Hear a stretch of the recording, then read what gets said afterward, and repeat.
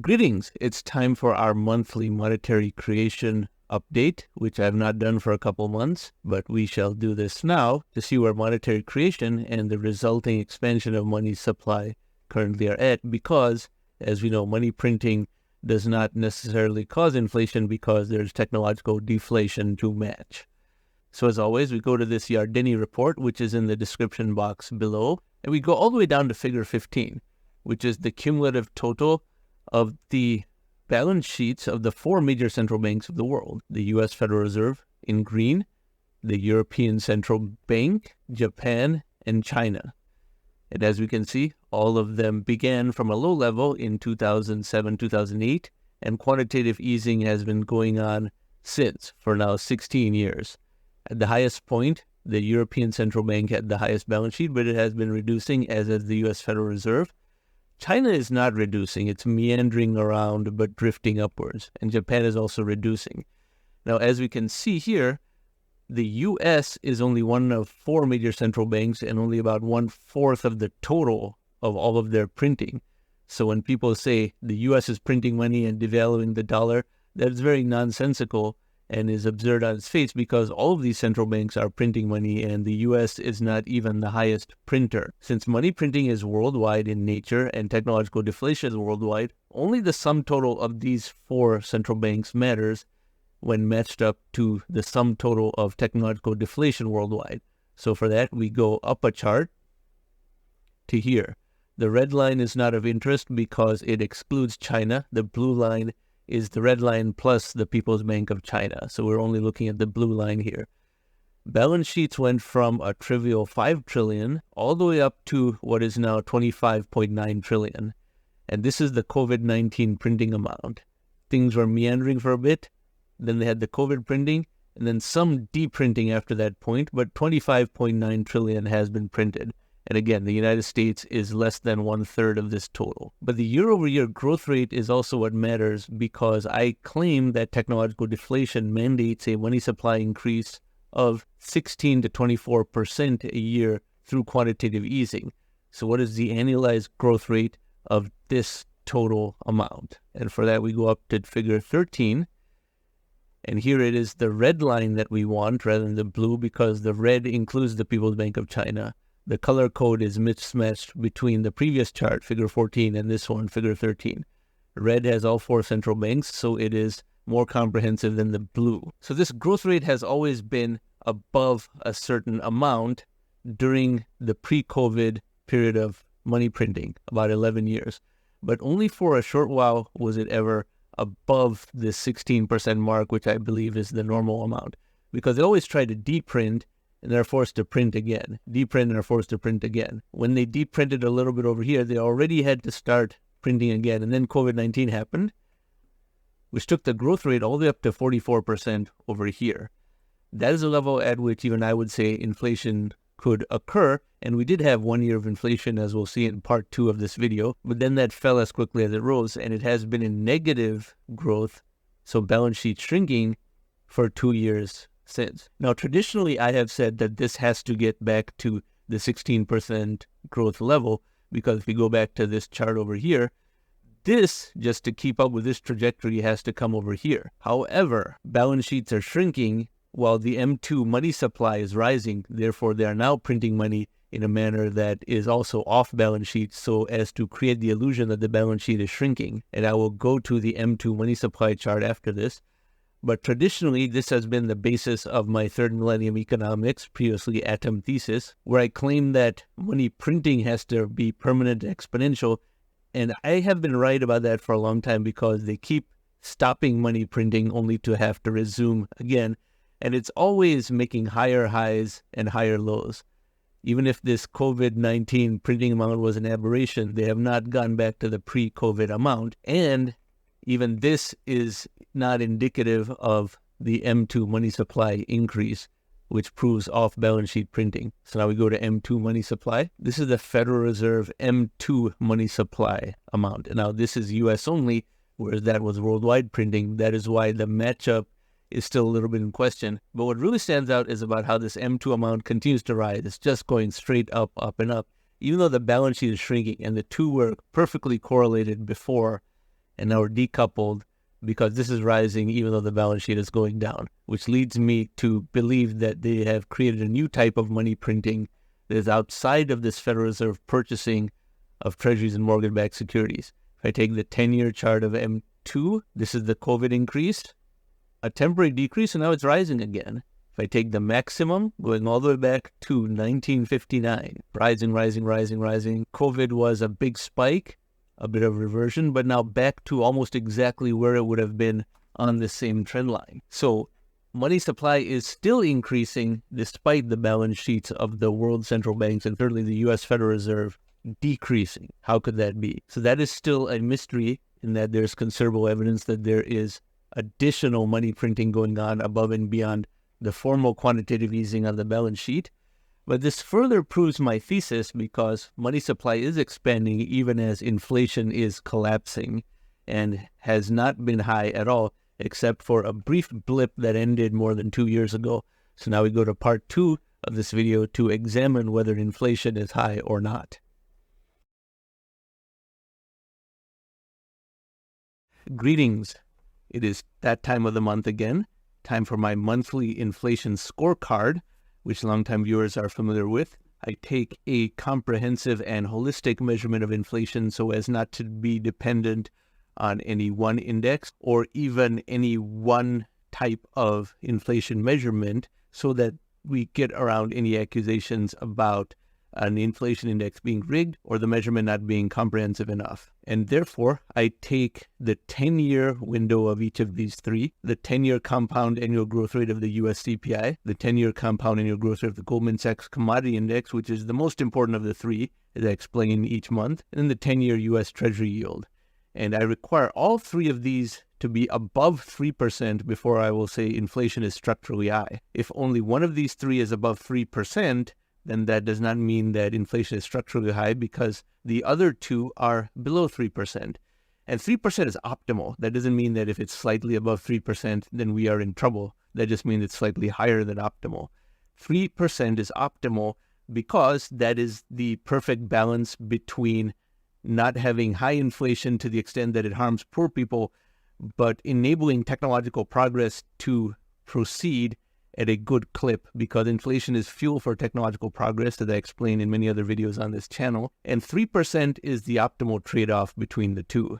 Inflation lower than 3% is a sluggish economy for anything that is innovation-oriented or high-growth technology companies, which is where all net new wealth creation comes from. Above 3%, yes, that's when basic necessities become too expensive for poor people. Some people may take a view that, hey, if inflation is fuel for technological progress, then inflation well above 3% would be good, and who cares about the poor people? They'll just die off. But I don't take that view. Their lives matter as well, and therefore I say 3% is the optimal rate of inflation. Lower than that becomes suboptimal, and deflation is certainly bad. If you think deflation is good, then you have a lot of learning to do about the nuances between inflation and deflation. It's a much more complicated subject than you may realize if you think deflation would be good. So let us go through these three measurements in succession. We can begin with the 10-year U.S. Treasury yield. 10-year U.S. Treasury yield, it is at 4.07%, so above 3%. It's been range-bound for about 2 years, getting as high as almost 5% in late 2023 and falling a couple of times since then, but it's back to 4.07%. So that is above 3%. These yields are a major determinant of real estate pricing, both on the rent side and the home price side. And while this is not necessarily a measurement of past inflation, it is an indicator of future inflation expectations and certainly governs current prices for anything housing related. Now we go to the Goldman Sachs Commodity Index. Goldman Sachs Commodity Index, 10-year window and 10-year compound annual growth rate, minus 0.15%. It is in deflation. It is nowhere close to 3%. And the reason that this is the most important index of the three, as I often explain, is because this comprises of freely traded commodities, which means the index cannot be rigged.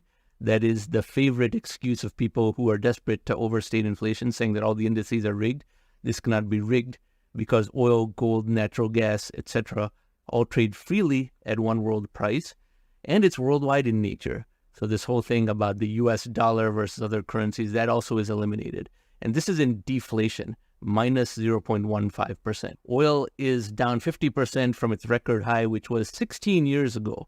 Natural gas has fallen about 80% from its record high. And a lot of other commodities have risen a little bit, but it's still a very, very low compounded growth rate. So this is in deflation. Another reason that this is the most accurate inflation index is because commodities have a very low labor component, and therefore it is very simple, very unambiguous to say that when commodity prices are rising, that is bad.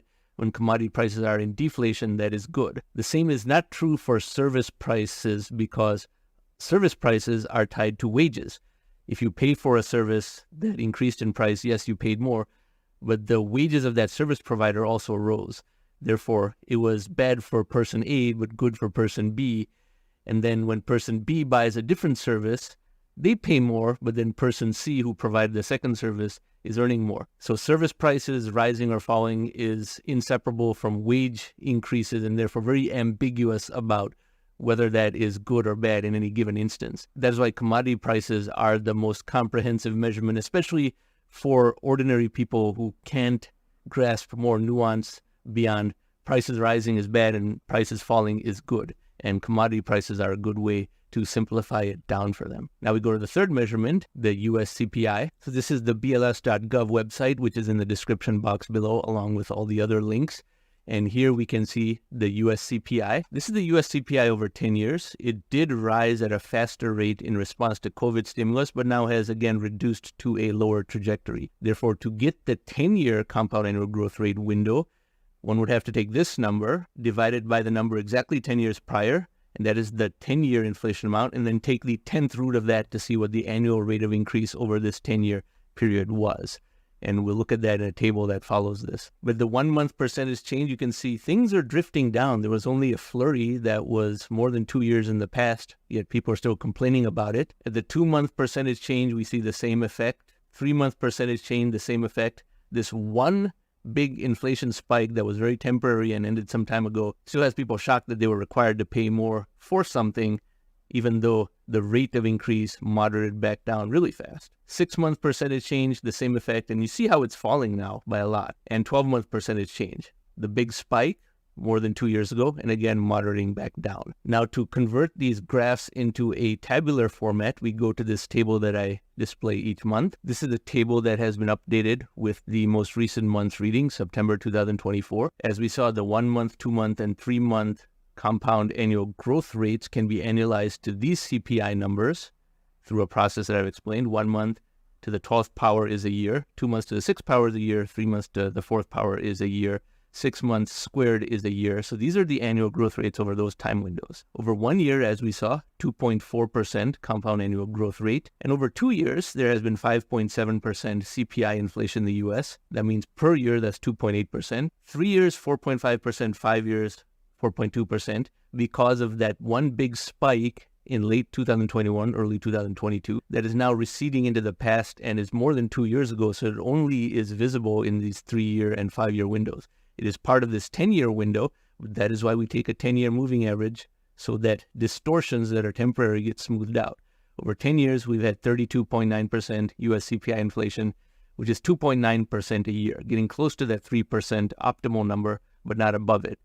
And just for fun, I also add this line, which is since the beginning of the 21st century, since January 1st, 2001, 80% CPI inflation, which is 2.5% a year. Now we go back to my matrix. So we saw all three measurements, US CPI, GSCI, and 10-year US Treasury yield. And today on October 20th, 2024, the results are 2.9% for the US CPI, getting close to the 3% mark, although none of that is from recent months of inflation. The GSCI is in deflation. It is still far, far below 3%.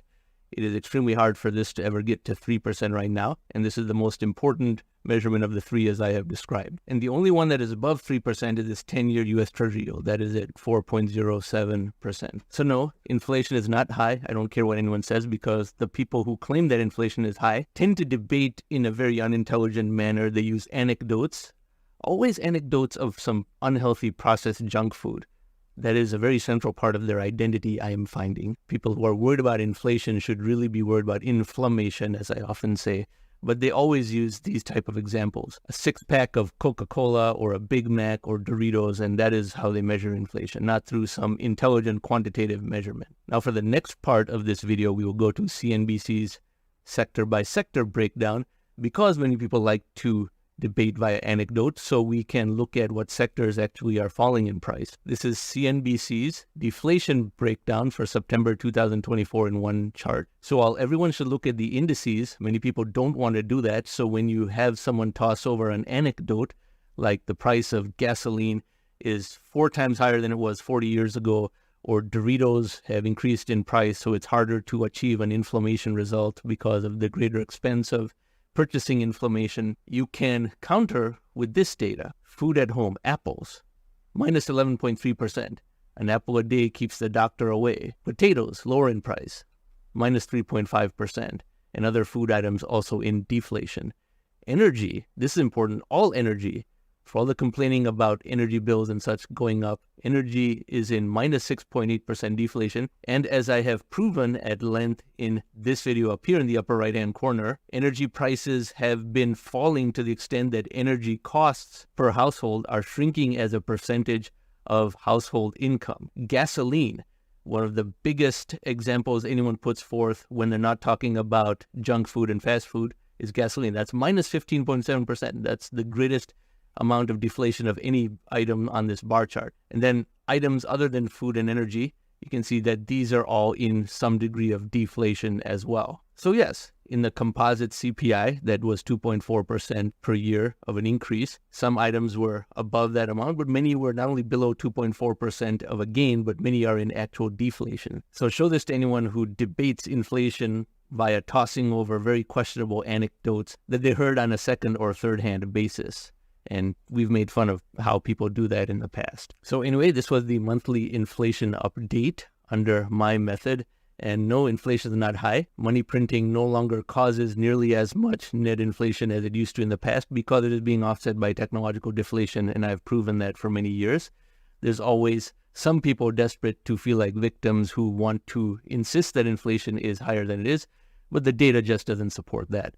So those people cannot be taken seriously. Now, if you like this type of content, I encourage you to subscribe to this channel, and thank you very much for watching.